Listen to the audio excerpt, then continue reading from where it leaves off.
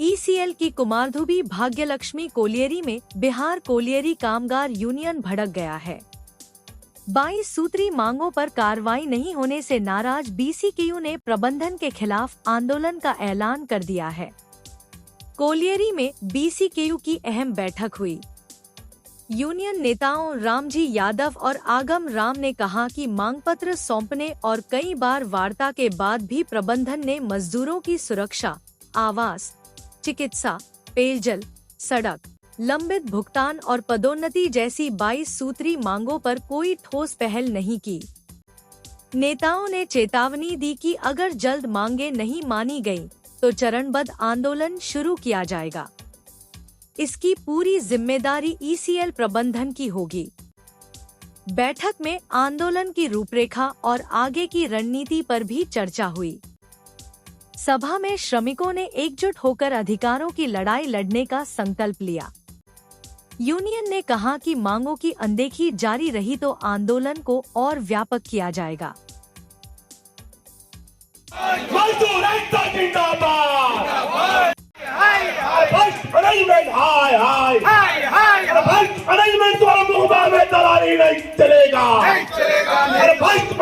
Gate meeting था, 2 मुद्दा पे लेके, एक जो हमारा मांग पत्र जो 9 जून को दिया गया था उस पर कोई भी अभी तक कार्रवाई नहीं हुआ। दूसरा सबसे बड़ा मुद्दा है कि आज 15 दिन से जो यूनियन के नाम पे जो हमारे मजदूर भाइयों को बरला कर जो कुमारडुबी कोलियरी को बंद करने की साजिश की जा रही है, प्रबंधक और कुछ यूनियन दलाल मिलकर। तो हम प्रबंधक और उस दलाल यूनियन को भी चेतावनी देना चाहते हैं कि आप लोग का जो बंद करने की प्लानिंग है उसको कभी हम लोग सफल नहीं होने देंगे और ज़रूरत पड़ने पे हमारा प्रबंधक से जो लड़ाई है और तेज़ लड़ाई करेंगे, विरोध करेंगे। और मांग पत्र जो पूरा नहीं हुआ उसको लेकर हम 16 अगस्त को मुंगना क्षेत्रीय कार्यालय के गेट के समक्ष भूख हड़ताल पर बैठेंगे।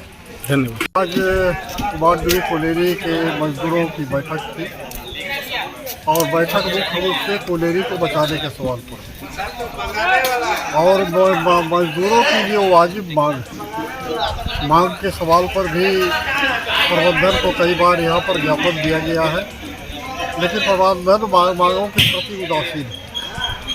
कोलियरी का यहाँ पर जो अभी वर्तमान में कोलियरी चल रही है उसमें उत्पादन बहुत कम हो रहा है। उसका एक बगल में कोलियरी है, उसमें ड्रिफ्ट का मामला बहुत दिनों से पेंडिंग पड़ा हुआ है। अगर ड्रिफ्ट का काम उसमें हो जाता है तो खदान में काफ़ी कोयला का भंडार अभी भी पड़ा हुआ है।